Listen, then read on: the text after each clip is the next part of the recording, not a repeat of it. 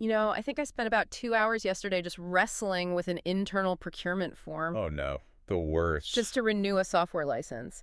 And it's amazing. We build these huge corporate systems to control spending, but mostly they just seem to control our time. It's why this topic is so timely. The sources we've been looking at describe this huge shift from, automation, which we've had for decades, to true autonomy.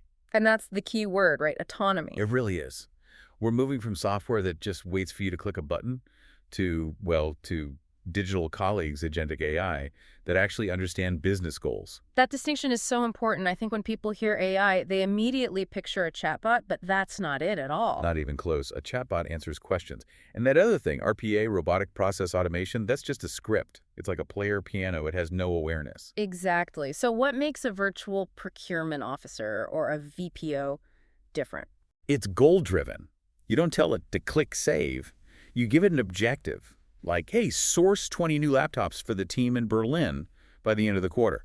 It has to figure out the how all by itself. And how it figures that out. That perception reasoning action loop you see in the research was fascinating. The perception part is the real game changer. It's not just querying a database. It can read messy email chains, PDFs, and scan live market data. It absorbs the context. Okay, so it perceives the need, then what? Then comes reasoning. It breaks that big goal by laptops into smaller tasks. Things like check our internal compliance policy, find a short list of approved vendors, compare the specs. And finally, the action part. Right. It actually drafts the emails. It can create the whole sourcing pack. There's this one example of a sourcing pack virtual employee that took a simple request and generated a full compliant request for, quote, in minutes. That usually takes a human days. Wow. But we have to be really clear about that action part. This is where the research emphasizes guardrails. Guardrails, yes. The agent does all the prep work, but it's strictly forbidden from actually awarding a contract or spending money. A human always has to give that final sign-off. So it tees up the ball, and you're the one who swings the club. Exactly. If you're listening and thinking, okay, this sounds great, but how do I actually build those guardrails or train an agent on my company's data? Well, that's exactly what our sponsor, Embersilk, specializes in. They help businesses figure out where these agents can make the biggest impact and, crucially, how to deploy them safely. That's the bridge you have to cross. It is. So if you want to get from cool theory to a working system, check them out at embersilk.com. Because once you do get them running, the results are, well, they're immediate. The data on tail spend, all those smaller, irregular purchases, it showed savings of like 8 to 15%. That number just jumped out at me, and it's not magic, it's just volume. Right. A human buyer just doesn't have time to negotiate a $500 purchase. You just click buy to get it done. But an agent has infinite patience. It can negotiate every single one.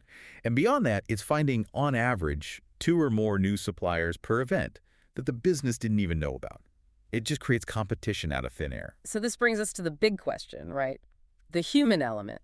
Is this about replacing people? The sources seemed really optimistic here. Very. This isn't about replacing the procurement team. It's about promoting them. A promotion from form filler to what? To agent supervisor. The real innovation here isn't just the AI, it's the governance. We stop doing the tedious math and the process work, and we start managing strategy, relationships, and handling the tricky exceptions the AI flags for us. That aligns with that Gartner prediction, doesn't it? That by 2028, something like 90% of all B2B buying will be intermediated by an agent. It frees us up to operate at the top of our license. We get to focus on adding real value, not just checking compliance boxes. So here's a thought to leave you with. If these AI agents handle all the cold logistics, the pricing, the contracts, the specs, does that mean human business relationships actually become more important? I think so. The human connection becomes the premium service, reserved for the high-stakes, high-value work. So ironically, because of the robots, business is about to get a lot more human. I really believe that. Something to mull over.